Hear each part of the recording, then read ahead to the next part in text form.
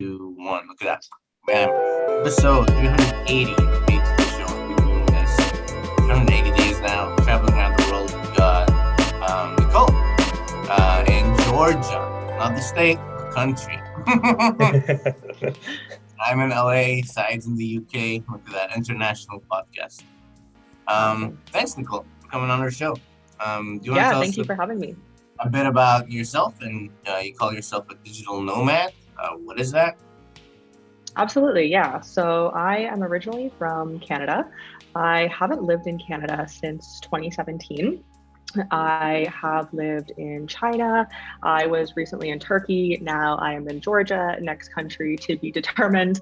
But yeah, I always kind of knew that the life that all my friends and family had in Canada wasn't a life that I wanted to live. And I still can't sometimes really even peg why, but I knew that there was so much more out there to see and people.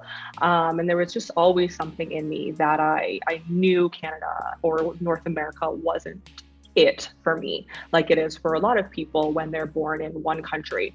So I moved to China. I was there for 4 years in Shenzhen, China, which is right across from Hong Kong. So I got to experience before the pandemic a lot of Hong Kong and all of Asia. And yeah, and we can go into more of that a little bit That's pretty later cool. about China. Yeah, we can go into that a little bit later about China, and I'm sure you have a lot of questions, but that's just kind of my Yeah. my brief story. Well, it's pretty cool. I love traveling. I feel like every time I travel somewhere, I'm always like in shock more than anything because I'm like, wait, what? People here think this way, and it's different than the way, I think even within the United States, when I travel within the different states, there's a huge difference. So I can't imagine when you're traveling from the West to the East, the complete opposite. Totally different Yeah. mindset. Everything is different, but I love it. I love it, and I think that's a part of why I knew Canada wasn't for me forever, because I wanted to experience so much more. Oh, wow. Would you say that because you said you didn't want to have the same life that everyone around you was having back in Canada, that maybe you like to take challenges on, you want to get out of your comfort zone? Is that what you were looking for by going to I China? I think so. And it's really funny because I think you hit the nail on the head. I wanted to get out of my comfort zone, but it's also funny because I'm such a type A person. So I feel like it's almost like a bit of a paradox. But yeah, I can still be, that type A person, but also wanting something more for my life and not just, I knew in Canada and I was in university, really just finishing university, but I knew what the whole rest of my life looked like. And Oh, I was wow. like, I don't, and I think a lot of people do. And now I see my friends in Canada living that life out. They went to university, they got a job, they made some money, they got married, they bought a house, they have the baby. And I knew that my whole life would look like that if I didn't actively make a change. And no one's going to make that change for you. So I knew that if I wanted something different, I had to make a different decision. And yeah, I think that was a big reason too why I wanted to leave Canada and do something else, something more exciting where I didn't know what the rest of my life would look like. Oh, wow.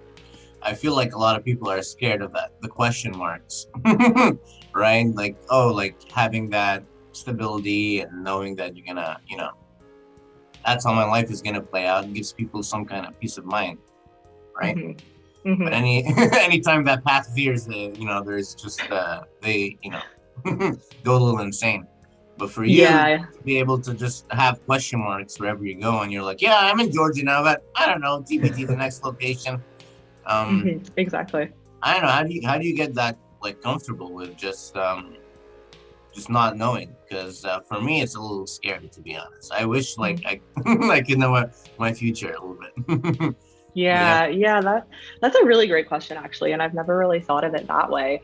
But I've always known what I want to a certain degree in my life, and I've always been very motivated to make it happen for myself. I always knew that I wanted to have my own business, which we can get into a little bit later. And I always knew the certain things that I wanted. I also always knew I didn't want a house, a car, and 2.5 kids. Like I always knew the things that I wanted and that I didn't want. And I think not everything in life for me is an unknown. I have a lot of stability in different aspects, my family and my finance and, a bunch of different areas. But it was just, I think what scared me the most was that I knew what the trajectory of my life was going to be like. So I do still have stability, I would say, in certain aspects. I And I see. have a supportive partner, and we kind of are on the same page with traveling, what we want in life. But yeah, it was just kind of that life, that Western, like picket fence life, I guess, if you will, that I knew that I didn't want. So that's a great question. I would say I still do have some stability. And when I moved to China too, so I was originally teaching because I was like, I need to get out of Canada. What's the fastest way to do that? And as someone who's a native English speaker, that was teaching. So when I went there, I was teaching. And so I had that financial stability. I was actually also working my job from Canada in China because he didn't want to let me go. So I did still have some of that stability. And then actually during COVID, I got locked out of China for about 9 months. My apartment, my cat, everything I had, my whole life was in China, and I couldn't go back because the borders were locked. Mhm. And so I was stuck at my parents' house in Canada. And that was when I really realized, I don't want the life that I have in China because it's the same life that I would have back in Canada. I know the trajectory of what's happening. And it was just the repeating cycle of it's now in China, but you still go into the office every day. You go out with your friends on the weekends. It's the same life, just in a different country. And I was like, this is what I tried to escape from. And if it hadn't been for the pandemic and for me being locked down in Canada, I probably would have continued on that trajectory because life in China can be, as an expat, can be fairly easy in a lot of senses. You make good money and you have your friends and you know everything, you know enough Chinese to get by, or you know the language. So it can be easy. And I was like, this is exactly why I left Canada. Why am I doing Mhm. this in another country? And so that was what really motivated me to live a different lifestyle that is, yes, sometimes unpredictable, but that's because that's what I wanted, which isn't what everybody wants in life, and that's okay, but that's what I wanted. And is this like promoting the idea for you to go for like a more entrepreneurial role, to take on an entrepreneurial role in your life? Yes, exactly. So during the pandemic, when I was locked down in Canada, I had nothing to do, as I'm sure we all did. My days Yeah. were full We of made this Netflix. podcast. Perfect. We Something made this productive. I podcast. love Yeah, it. I exactly. love it. Yeah, so the first month or two it was Netflix, just like everyone was doing. And then I was like, I have all of this time on my hands. If I don't want to be a teacher for the rest of my life, which I never wanted to be a teacher, it was never my dream. Why don't I make something for myself out of this? And from that, I discovered I've always had a passion for online business, but never really thought to monetize it in any type of way. So that was when I really started to think, this is something that I could do for the rest of my life that could sustain a lifestyle that I actually want to live, and not just going through the motions of being a teacher in a different country or doing a job that I don't love just in a country that's not Canada.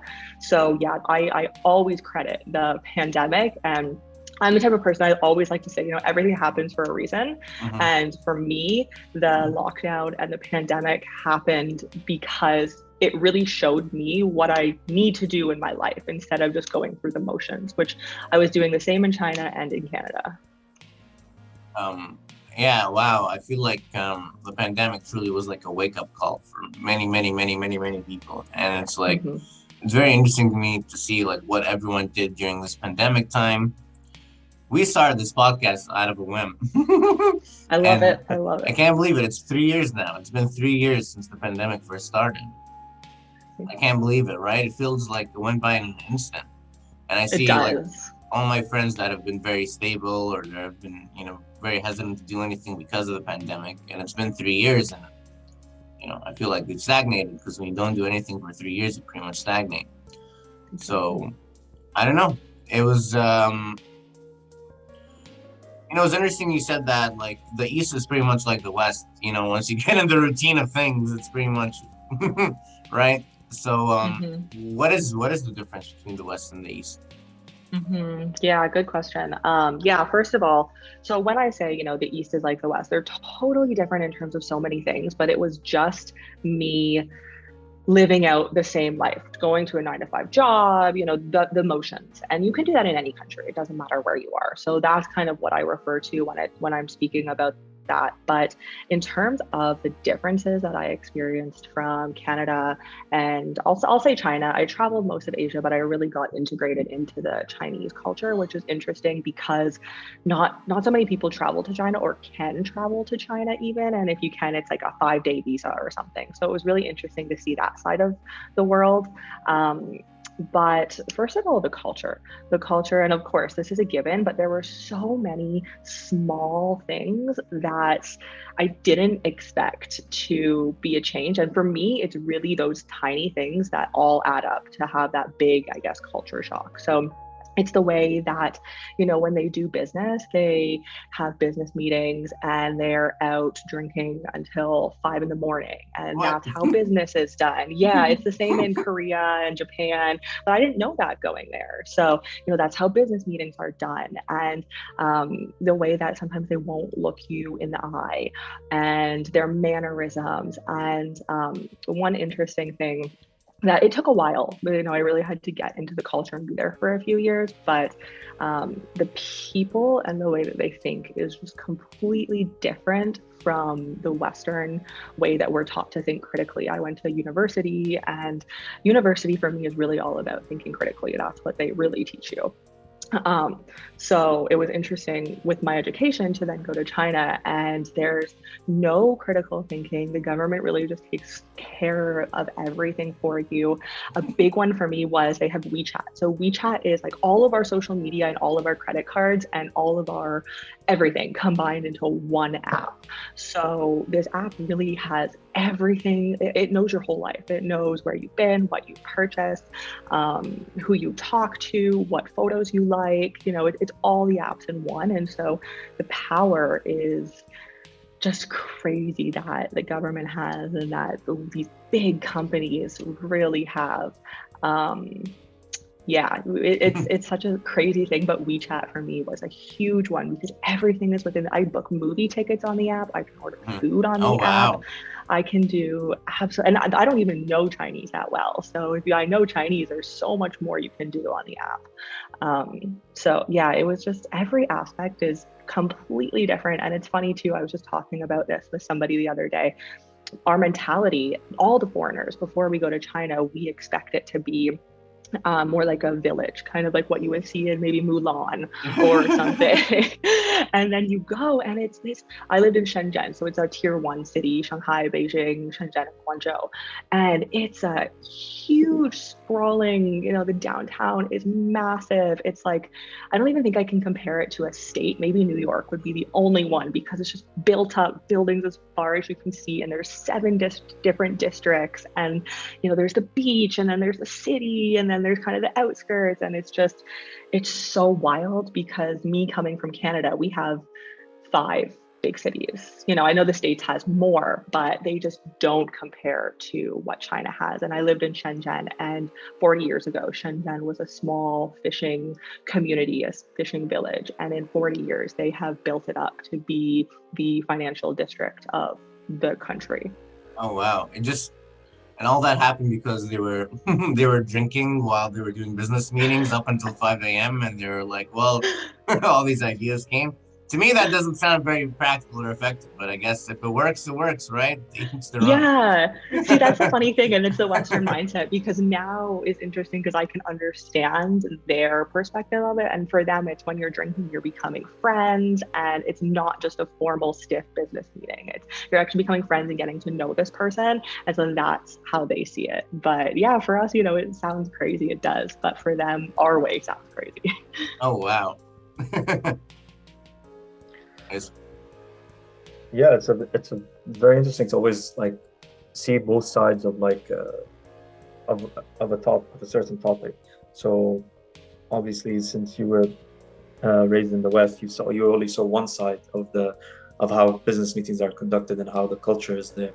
And then when you went to China, you're able to see the complete different perspective and how you see these two mentalities, in a sense, who maybe don't have the same traditions, but you see like how their reasoning works. For example, I'm guessing for me, I understand from the West that when they're doing business meeting, it has to be a strict, professional kind of atmosphere, so that we're signing contracts and we're discussing business. It has to be very formal.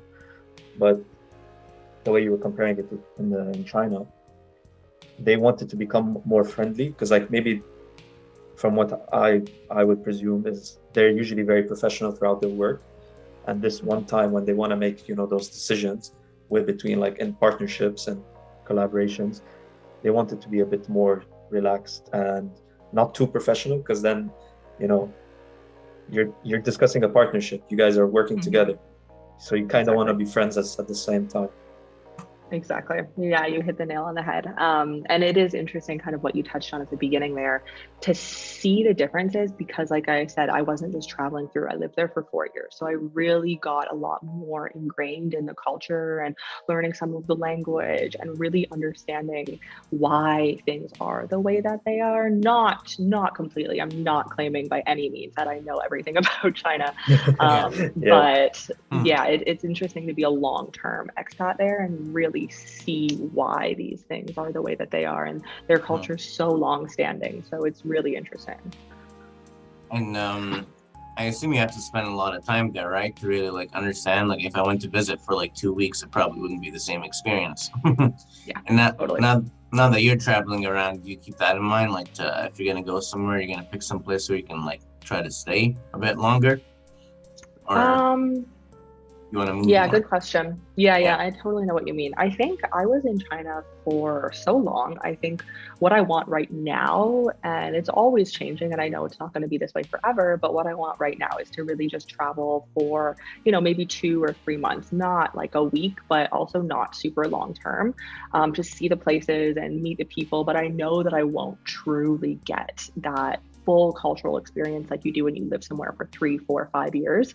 But the places that I end up enjoying, I would like to maybe buy a house one day, or be able to go back to those places after having experienced hopefully 50, 100 plus countries, and then I feel like I could really make an informed decision on where did we really enjoy the most. Well, from the places that you have been to, where would you think, like right now in your current situation, where would you think you would actually want to go back to, or maybe, as you said, buy a house? That's a good question. And I'll say it's funny, because when I moved to China, and I know a lot of people are like this, my impression was, oh my gosh, I love China. I love Asia. I want to live here for the rest of my life. I want to get married here. That was, and it's not just me. I know a lot of expats have felt the same way. But then after, I think it was after the second or third year, the small details really started bothering me, and the small cultural differences. And that was when I was like, you know what, I definitely can't spend the rest of my life in China. So I expect that to happen in any different culture. I absolutely love Thailand, and I don't know what it is about Thailand, but that was one of my favorite places in Asia. I also lived in Slovenia during university for a little bit, and that's a beautiful country. I don't really have anything specific right now. Thailand is always the one that I go back to. There's like, in my mind, nothing wrong with Thailand. I love Thailand. But again, I haven't lived there long term. So it gets all the small details get to you eventually at some point. But right now, I think we're just happy traveling and seeing all these different places that I never thought I would have the opportunity to see. I never, ever thought I would be in Georgia. When I was in high school, I thought Georgia was a state and that was it. And I think a lot of people probably thought the same. So I never thought in a million years I would be here, and I might be here for 1 week, or with the conflict, who knows, hopefully, a few months. So just kind of, and that's what I like. And that's the life that I wanted to build for myself when I knew that I wanted to leave China, is that I wanted to be able to stay somewhere for 1 day or 6 months or 1 year or forever, and be able to choose that and have that flexibility. And that's what it wasn't an overnight thing, but that's what I was able to achieve. Yeah. what I want to touch on is like, so from all of this experience you've been telling us about traveling and experiencing new cultures, how has this fed into your current working role? So you know that you work in web design, you're entrepreneur now, you have your own app, you also have a podcast. How is all of this like? What kind of skills has it taught you? What kind of tools that's given you so that you can be able to use them in your current work sphere? Yeah, good question. So for me, the traveling aspect and my online business aspect are really two different aspects for me. I have my own separate Instagrams for them. I do cross them sometimes, but the traveling is what I've always wanted in life, and the online business is also something that I've always wanted. I just never knew that I had the passion for it until COVID hit, and I really had the time to understand what I wanted to do for the rest of my life. But yeah, I would say that they go together because they feed into each other. I'm able to do a job that I'm actually passionate about and that I enjoy. It's not work to me. It's something that I enjoy doing every day, which isn't really something I had experienced before I left everything behind and was like, okay, I hope this works out. Not I hope, I made it happen. But yeah, so that they go together, but at the same time, they don't. And that's okay for me because traveling is something I always knew I wanted to do. Online business, I think, was something that I did always want to do, but I didn't know it until the pandemic hit, like I said. Mm-hmm. So, and then also being able to work from anywhere and set my own hours. And, some days I work 12 hours and it flies by. It doesn't, I'll be up till 2 or 3 in the morning and I'm like, no, wait, I need to do more, but I also need to sleep. So yeah, they really go together, but the skills are totally different skills that you need. And I always had those skills for my online business, my web design business. But like I said, I didn't really discover how to monetize that or what to do with what I enjoy and how to make that into something until the pandemic hit. Do you think you can list like maybe 5 specific skills that you gained so that also the audience could basically understand like what would they need also to if they want to follow in your footsteps? Are you talking in terms of traveling, in terms of starting a business, or both? Maybe a mixture of both, or like if they're related in a way. Okay, so I'm going to start with we've talked a lot about the traveling aspect, so I'll start with that. I would say, first of all, you need to have a sense of either curiosity or not wanting to be in the same situation, wanting to grow and wanting to knowing that there's more out there for you. And I think in order to do anything more in life, and I've had conversations with friends and I'm like, oh my gosh, it would be amazing if you started your own business and did this or started your own TikTok and monetize it. They don't see it, they just don't see it because not everyone has the drive and wanting to be an entrepreneur and a business owner. And that's okay. That's not meant for everyone. And I realized that as I have conversations with some of my friends, and I'm like, you have such great skills, like you could easily monetize this. And it's just something I know they'll never do. And that's okay. Yeah. So I would say the first thing would be, and this is traveling and a business really, is that you have to have that drive and you have to know that you're meant for more and that you want more in order to really make any type of change in your life. So that's the biggest one, I would say, for both aspects. The second one I would say would be you have to be able to adapt. And then I think the third one would be kind of going with adapt is to be okay with the unknown.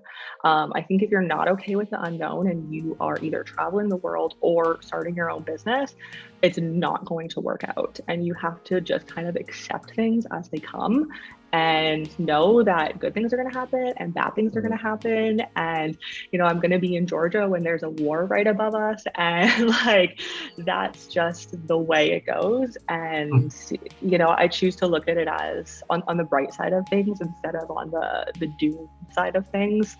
Would you define it as being fearless, maybe? I don't know if I would give myself that much credit, But maybe in a sense, fearless and just knowing that, yeah, you're meant for more. Um, Yeah. yeah, yeah.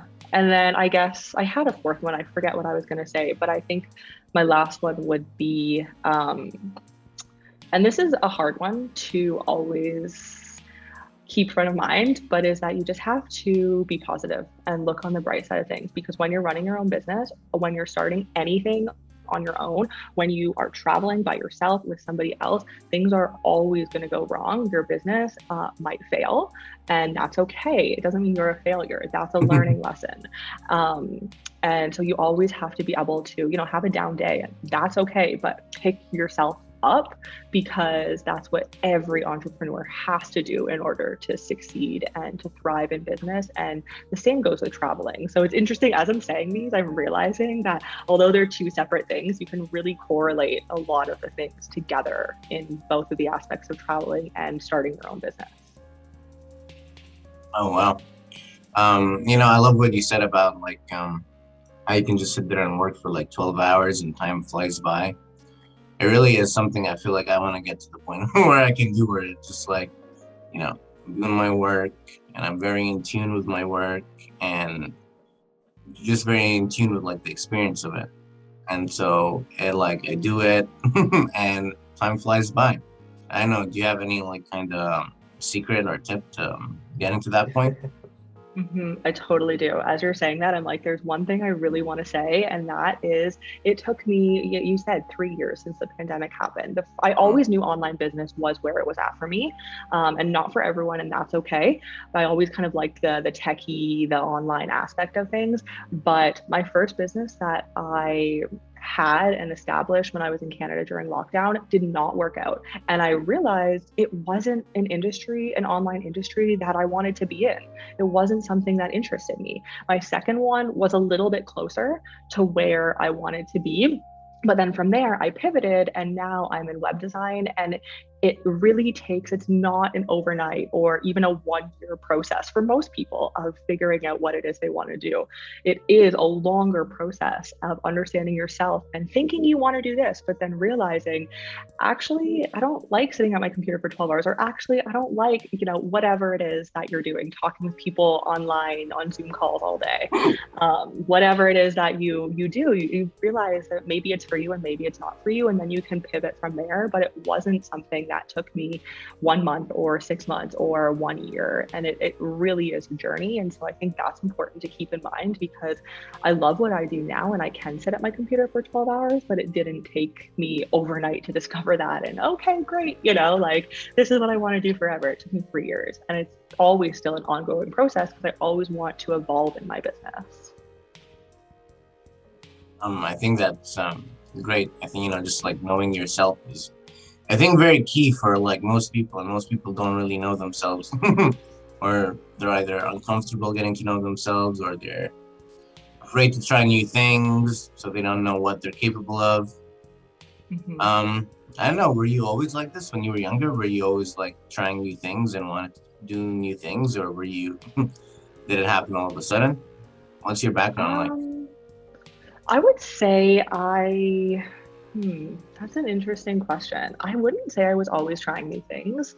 I would actually say I was a little bit stubborn, but I always knew what I wanted and what I didn't want. And I would say for me, that was really the defining factor. Was like, I know I don't want to do this hobby, and I know I do want to do this hobby. I was always very decisive. I wouldn't say too much of a trying new things, honestly, Mhm. but I did always know what I wanted. And that's how I knew when I was going through university, like, I don't think I want to live here for the rest of my life. And then, like I said, I knew like no one's going to make that change for me. So I have to go out and do that for myself. And it was really amazing because, and I know I'm lucky and very blessed to be Yeah. from Canada and have a really supportive family. But I always like to think worst case scenario, not that it's going to happen, and I don't think it ever has, but I always like to, think of what is the worst that could happen. And when I moved halfway across the world, I thought, if the worst thing happens and I don't like China and it's not for me, I can leave and I can come back to my life in Canada, and my family and my friends will still be here, and my job will still be here. Like it's not the end of the world to try something new and it doesn't work out. The worst that happens is you return home, you had an interesting experience of maybe a few months or a year in a different country, and that's that. And so for me, leaving Canada, I told myself, that's the worst situation that can happen. But I also remember telling myself, I really hope that situation goes differently because I don't really want to live here. And when my friends parents, I was telling them, oh, I'm moving to China in a few months. They would always say to me to teach English, they would always say, oh yeah, so-and-so's brother went to Taiwan and taught English for a year and then came back to Toronto and now they're working in Toronto. And I remember thinking to myself, I hope that is not me. I remember thinking, if the worst thing that happens, then that will be me. And I'll have to come home and, live a life in Toronto, but that's not the life I wanted. And I was like, I'm going to do everything in my power that I can to make sure that I don't come home in a year or 2 years and just work the life, that I knew was always waiting for me, that wasn't an exciting life that I wanted. So those stories always kind of motivated me to not be that person who goes and teaches English abroad for 1 year and then comes home. Yeah, I love you saying that story because, I now it kind of clicks to me. I can relate to that. Like, worst case scenario, even if everything goes wrong, I can go home and it'll be okay. It's gonna, for me inside, it's kind of the opposite because we're from Lebanon. And then we're like, oh, I always want to go to America. Oh, I always want to go to Los Angeles. And so I work my way to get to Los Angeles, But for you, it's like, I'm also privileged and lucky that I was able to do that. But for you, it's like you came from Canada, where, I have friends who always wanted to go to Canada and worked for years to get to Canada. I know. And then to go to Georgia, I can't imagine when you're there, many people from Georgia must be like, the life in Canada must be so good, right? People all over the world. You're totally right. All over the world. I was just in Turkey, and I have some people who have me on Instagram and they're like following my every move because I'm from Canada and they love Canada and they love everything about Canada. And then I'm here, and I know it's a really privileged situation to be in. And then I'm here and I'm like, worst case scenario is I go back to my country because I want to see so much more. And I know that I'm very privileged to do that. And so, that's always something that I keep in my mind. And it is something that is a little bit paradoxical, maybe, that people want to go to the West and then I want to explore new things. But I don't know. That's just the way I think I've always thought and always been. Yeah, I think it's more of a mindset thing than necessarily because some people would take this in a negative connotation and then imply this colonialist mindset or something like that. That's a bit too much out there. For me, it's more of just it's a mindset to a curious mindset when you want to explore and you want to see new things. Because you've been in your home country for so long, and the same for us. And for me, I would other than exploring the West, I also want to go to many other countries that I have not seen yet. And just meet new people, see the different traditions, see different cultures firsthand. It's different because it's definitely a different experience when it's a firsthand experience than when you, for example, you read it in books or have someone tell you about it. You kind of want to see it for yourself with your own eyes and have all of your senses being stimulated firsthand. Absolutely. Yeah, I completely agree. And a little story on that note. We were just in Istanbul, and I remember in, high school and university learning history, and you learn about World War I and II and the Ottoman Empire. And it's like, okay, that's great. I don't really care. And then to be in Istanbul and see Constantinople and where, the wars took place and all the history, it was just like, wow, this is what you learn in the books. And then you're standing there and it's totally different experience. To be honest, this should be the education system, if anything. This is it should include a lot of these trips to different countries, just so you can learn properly about all this information. I completely agree. And I think from what I have learned in the travels that I'll continue to do, it really makes me think about when I have kids in the future, like I would Mhm. love to, I don't know if you've heard of like world schooling, but to really teach them What's that? through going to Yeah, these could you explain uh, that to us?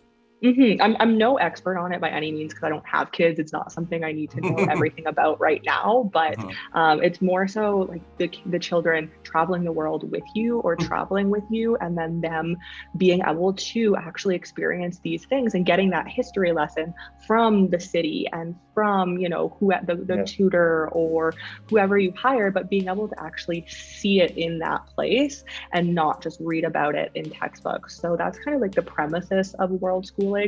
Mhm. And that's what I would love, you know. And it's interesting because I feel like you always want what you didn't have. And because I grew up in a tiny town of 1,000 people and I hated it. And I always wanted the big city life. And that's why I moved to Shenzhen, which is, I think, like 10 million or something. So you always Wow. want what you don't have. And so for me, I'm like, I would have loved to be world schooled and I would love to do that for my kids. And then maybe they'll live that life and want an ordinary, you know, 9 to 5 life. And that's totally fine. But that's the way I think of things because I did have such a small town community life in small town Ontario, Mhm. Canada growing up. So it's funny because I feel like you always want what you haven't had. Yeah. But yeah, that's kind of the way I see my life going in the future once I have kids and being able to show them the world and having an educated child who has really can make their own decisions and is independent because of everything that they have done and seen. And going on to since we're talking about education and continuing on that topic, what's your opinion of the current education system in general? Maybe you could take the case study of Canada since you're from there, and you could explain it to us, like what's your perspective on it, and also what's its effect on the role on like future entrepreneurs, like what kind of role does it like? Because like for me, what I've noticed, it doesn't support them. Mm-hmm. It supports the 9 to 5. Mm-hmm. Totally. Yeah.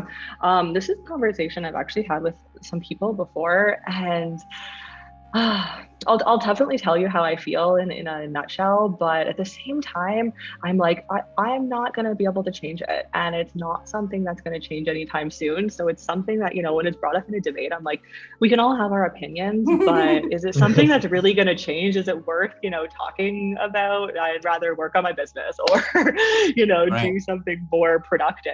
I But will say, Nicole, I think is like because there are many alternatives now to education. Like you can have Yeah. typical education, you have all these other kinds of education you can do. Like traveling is one of them. So it is interesting to hear from your perspective. Like, oh, what are some things that like are actual learning, and you know, and we could benefit from. Yeah, yeah. Well, I mean, I totally agree. There's so many different ways to learn nowadays. But I think when you think of education, you think of the education, the traditional education that we all grew up with and what's still mainstream and will probably continue to be mainstream for quite some time. So I went through, you know, the whole education system in Canada. I did my university in Canada. I also studied abroad a little bit during that time. But I completely agree with you, Saeed, when you say it is really not set up for the entrepreneurial mindset. And I think that's a big gap. And I think it trains the people in that country to serve the country. And that's Mhm. great for the country. But in terms of for us to critically think about what it is that we actually want out of life, I think that's a little bit what's lacking. And maybe that is something that was bred in me that was a little bit different, maybe, is that I could actually think about what I wanted. But, you know, I think a lot of my friends haven't actually thought about what they want in life and just go through the motions. And that's kind of what the education system teaches us. And, Mhm. you know, like I think a lot of online entrepreneurs and entrepreneurs love the world of like, I love learning about the territorial tax systems and crypto. And I have my crypto, you know, in countries that aren't Canada because it's not tax favorable, and all of these really interesting topics that don't pertain to Canada or North America because they Right. benefit me. And, even being in Georgia, like I'm happy to spend my money here in Georgia because I can get, I don't need a visa for 1 year. I can study, I can work here for 1 year. I don't need a visa. It's really crypto friendly. The banks here, anyone can open a bank account here. So I want to support the countries that want to support people who, it's not like a Canada where you have to pay a 35% tax. And then, yeah. I'm not going to go down a long tangent Right. here. I Well, could, but I think you get the gist of what I'm saying. Do you mind me asking a little bit about like working with different money from different places? Have you found that cryptocurrency is like practical in your travels? Since you brought it up. It's interesting because I actually there's advertisements in Turkey and in Georgia for like Bitcoin, and I don't know, they're in different languages, but I see the advertisements, but I don't want to spend any of my crypto. I like to hodl it. So that's me personally. I deal everything in USD. It's like the global currency. All my businesses run in USD. But yeah, in terms of investments or crypto or anything that I have, I actually like to just keep that and accumulate that is the way that I like to do it, which some people do it differently, totally fine. But it's interesting because the financial system is tricky to deal with because I don't live in Canada. So there are some things I shouldn't be doing in Canada, and it is tricky. And that's why I like living in countries like Georgia, that it's so simple to just walk in and open a bank account and invest your crypto here, and the taxes are really favorable. Also, if you open a business here, it's a territorial tax system. So it's a lot more favorable. You don't have to pay taxes if you're not in the country, which all the Western countries don't have that tax system. So it is tricky. I've always, not that it's something I'm going to go out and do, but I would love and more countries are starting to do this since COVID and kind of nomadism and whatnot, but a country where it's easy to just walk in and have a bank account and have your money there. And Georgia is kind of doing that, as are some other countries, but the Western countries, not so much. It's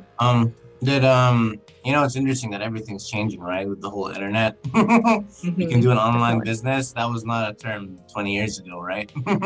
So you're kind of like, I guess like for me, I look up to you and I'm like, oh, I don't want to like your life specifically, but I want to take elements from it and maybe like travel more and spend more time outside of, in different places. For you, like when you started off, there weren't that many people doing it, right? Was there anyone to guide you through this, or did you just do it? Like, did you just follow yourself and your own self-belief, or did you like study it before you tried becoming a digital nomad? Good question. So I actually feel like I am fairly new to it. I guess if you consider China, then I have been doing it for quite some time, but I lived there. So I don't usually consider China. So I would say I'm pretty new to kind of traveling and working online full time and whatnot. But there have been, people who have courses and all these big things online of how to be a digital nomad and all these flashy things. And so there are ways that you can get maybe more of a formal education from someone who's been doing it for 7 years or 5 years. But for me, I kind of just like to do things my own way. And of course, I see what these people are doing on Instagram and where they are living because they do know a lot more about the lifestyle I'm living because they've been doing it for longer. And, the places to go where you can save money and the places to go that are favorable to foreigners. So I do take bits and pieces, but I really kind of do. I don't want to say do it the way that I want, but yes, kind of do it the way that I want. And like, I love contributing to economies and countries like Georgia who are more favorable to foreigners. And, I'm happy I'm not making money in China anymore and supporting that economy. And just kind of like living life where I want to be and supporting who I want to support through my decisions and where I choose to spend my money. And so I would say maybe I take elements of both, but also kind of follow my own drum as well. Do you study like a country before you go visit it? Like how much research has to go into before you decide like, okay, now I can move to this place, to this location. When do you know you have enough information to make that jump? Yeah. So like I said, I have, I follow some of the people who travel the I see. world for many years on Instagram. So I can see what countries they're going to and the countries that are favorable and that Mhm. most nomads go to. I see. But so for example, we kind of moved to Turkey on a whim. It's pretty easy to get residence there. So we did that for 1 year and we got the residence there. And then Georgia was close. Sorry, my AirPods are gonna die. Just give me 1 second. Okay, can you hear me? Perfect. Yeah, Okay. I hear. Carry on. So as I was saying, we were in Turkey and then Georgia was just right there. And Georgia's somewhere I've wanted to go since the pandemic. I was following one of the first kind of nomads who had an online business. And I was following him and he had lived in Georgia for a while, as had many others. And so I didn't really have to do that much research. It was just kind of like Georgia's where I've always wanted to go. I know about the tax system. I know about how easy it is to open bank accounts and how friendly they are to foreigners, essentially. And so I knew this was a place I wanted to go. Didn't know I would be going the same day that there was a bombing, but that's a different story. Or close by, not in the country, Right. but close. Yeah. Unpredictable. I would say some amount of research goes into it, but not a whole lot. I have friends who've traveled as well, and then I can see where other people have been, and yeah, it's kind of, I don't know, it's kind of a little interesting. I would love to visit. I think I've been to around 40 countries, so I would love to hit like 100 at some point and really have a full scale of all the different cultures and foods and people and places in the world, and then where I actually would like to settle down. Hopefully, probably multiple places, but where those places will be and where I want to contribute my money to their economy. Oh wow! Damn, that's a very ambitious dream. And inspiring, yeah. Yeah, it's like looking at a very large menu and not knowing what to buy. That's how I'm looking at it. Yeah, that's a good way to put it. Thank you for your time. We're kind of wrapping up on time here.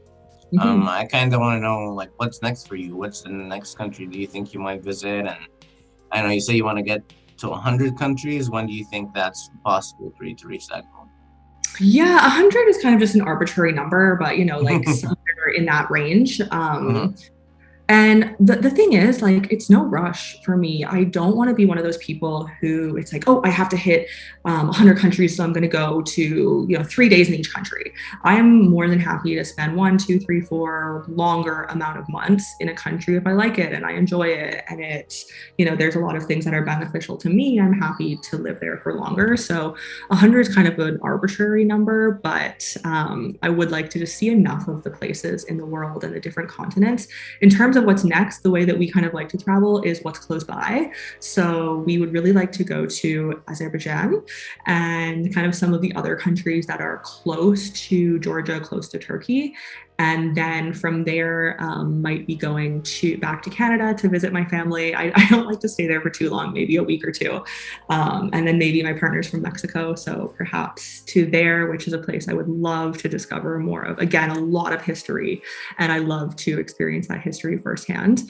So yeah, but the thing is, I don't really like to make too many plans for the future, because with my life, I don't know exactly what's going to happen, and that's okay. And that's how I choose to live my life. So if I have, the next 2 weeks of a hotel plan, that's good enough for me. Wow. Well, thank you so much for coming on our show. Yeah, absolutely. Thank you so much, Nicole. It's been a very inspirational conversation. And